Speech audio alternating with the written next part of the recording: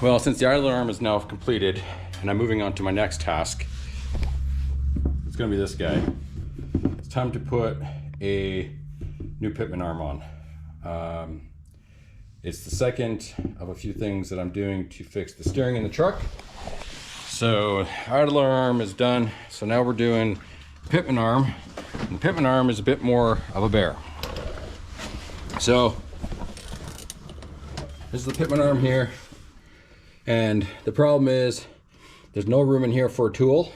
Well, let me rephrase that. There is a tool that you can get in here, but it's like $400 from Snap-on.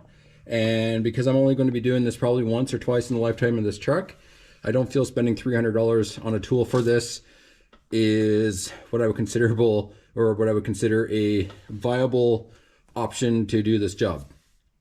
So you can also take the entire box out if you want, but that's going to require doing a lot of lines, a lot of oil mess, a lot of stuff that I also don't want to do. So for those who don't want to remove the box, and those of you that don't have the $300 tool, you will need an angle grinder, hammer and chisel, or if you have the ability, an air hammer like me. So I'm going to use an air hammer and I'm going to use a grinder, and I'm basically going to cut a small groove across here and try and get it through as much of this material as I can, so that when I use the air hammer, it will split this open and cause it to just fall. There should be enough room between here that this can come out.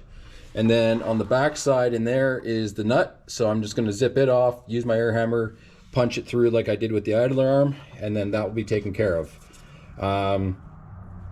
I really don't want to be hammering too much on this for the sole fact that this box is from 2007. It's got over 300,000 kilometers on it, I think.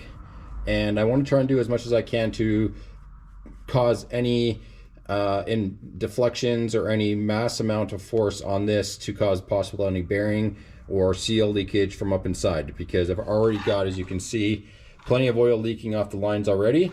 I don't need to replace the box in this. So once we have the arm off, if we have enough room here, we shouldn't have to do it, but sometimes what you may have to do is loosen the 3 bolts up here and take 2 of them out and swivel the box so it swings, and then you can get the arm out. But I think I'm going to have enough room so I won't have to worry about that. So I'm going to get this sliced and the air hammer on it. Just another note, I had to lower my sway bar. So all I did was just loosen the 2 bolts off that side, the 2 bolts off this side, remove the link from this side and let it hang, and just tucked it underneath this bracket. I've also got a strap over here so that it's supported by that so it can't go nowhere. So gonna get cutting, gonna get slicing and dicing all this up and get this off. And then once it's off, we can do a comparison of the old versus the new. Boy, let me tell you, trying to get this arm out of this thing was not as easy as I thought it was going to be, but it's out. So there's the old arm, here's the new arm.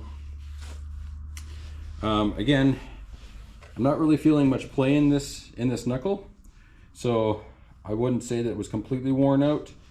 Same thing with the idler arm. It had a little bit of play, but not a lot. But I also know that a little bit of play here can become a lot of play in the steering wheel. Looking at the two, again, it's hard to tell, but it looks like the stud is a little bit bigger on this one than it is on that. One of the differences that I noticed is that this one only had this rubber seal.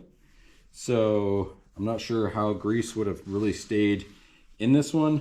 This one has a nice rubber boot to hold the grease in and not make a mess. So maybe this one will work a little bit better. On the bottom side, it's hard to see. Where's my flashlight?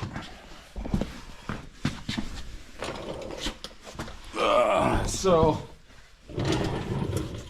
I did have to take out 2 of the 3 bolts because what I was finding was that the angle of the box versus the angle of the arm going to the drag link, or whatever it's called, drag link, I think, was too much. And so it would basically cause binding here so that the arm couldn't drop. So once I got this loose back here, I then had to start rotating and moving this box around to be able to get the arm to drop. So I did have to, in the end, remove two of the bolts. The third one was just loosened to allow it to pivot. And if we go back to the arm, I will show you what I had to do. So if you look on the end, you can see that I just made that cut in there.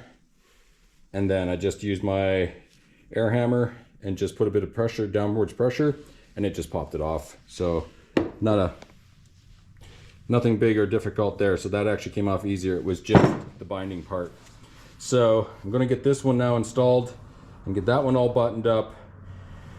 And then that'll be done for the two major components under the truck, which is the idler and the Pitman arm. Well, I got this one done.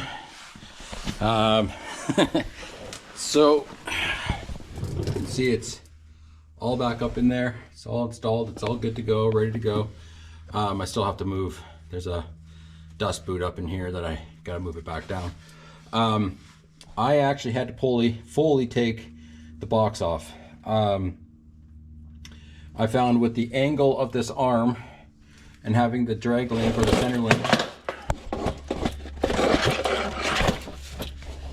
and having the center or drag link or whatever you want to call it in place, I wasn't able to get this installed. So I just took out the third bolt from the power steering box, just lifted the whole thing up, and it just dropped into place. So still got to put the Zerk on there for the grease gun up in there. And then once that is in, then that's this side done. Pretty simple job. Gives me two critical components in the steering done.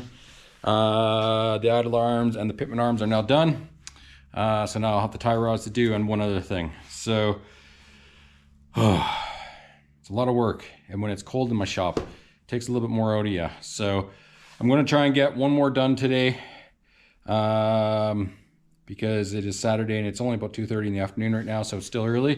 So I'm going to get the other one to get ready to be done, and then once that one's done, I think I'm going to call it for today. But for now, Pitman arm is replaced, it's installed, it's ready to go, and we're going to call this one done. And we'll see you in the next one. Bye.